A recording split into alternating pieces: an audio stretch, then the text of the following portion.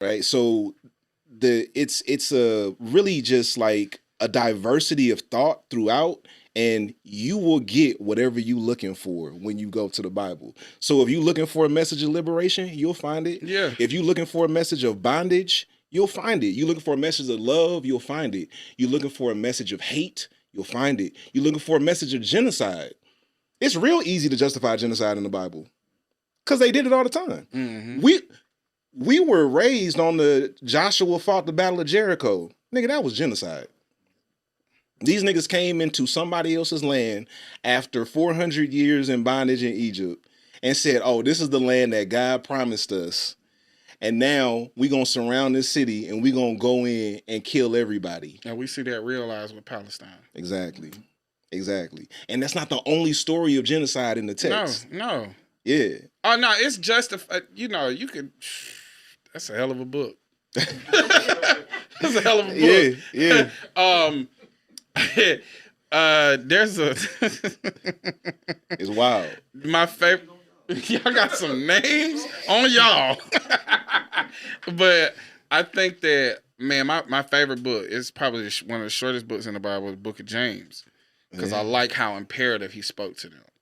He spoke imperatively, like, bruh, if y'all don't get this shit together right now. Yeah. And then he spoke about the power of the tongue, and that became very important for me very young. Because the way I was talking to myself was crazy, but I was speaking to myself the way that I heard people speak to themselves. The way, unfortunately, R.I.P. my mama and all that, she ain't had the best ways, but the way sometimes my mother would speak to me out of anger. Yeah. You know what I mean? And it was imperative for me to reshape how I spoke to myself. Yeah. But this is a self-love thing, right?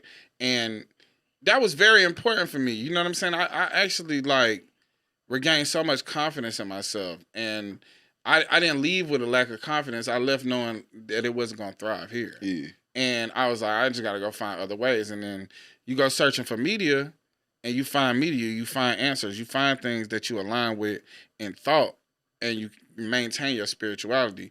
I talk about it all the time, like going through a period of nihilism, going through a period of atheism, identifying as an agnostic, and ultimately getting to the place where it's like, okay, I'm comfortable being an agnostic, but I won't deny the presence of God, right? Mm-hmm. And that's literally what it is. It's just a denial of the Abrahamic faiths and whatever, or not even denial, just not being a follower. I don't subscribe to it, right?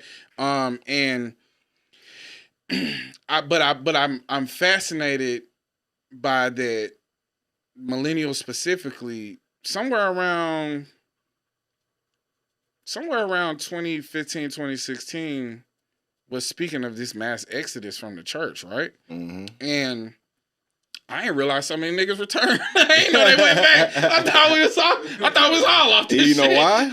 Yeah. Because that shit hard. Yeah, it's hard. When you get out there and you realize how much of your life was predetermined for you and how many of your decisions were ready-made, because everything was a list of rules. So I know if I do A, B, and C, X, Y, and Z, I'm good. Mm-hmm. Then you get out in the real world, and now you got to make your own decisions. Oh, no. Well, and then the world is unforgiving. But also, too, this is one of my things that I came to. Leaving the church, for me, over time, I started to realize I wasn't living in so much fear. Yeah. And the fear was a constant for me when I was in the church. And being overly fearful about my actions and my thoughts, and, just feeling like, damn, yo, I can't be redeemed in this shit. Like, all my thoughts and actions, I might have a fucked up thought mid-prayer. Yeah. I got to restart the prayer. Yeah. My bad, God.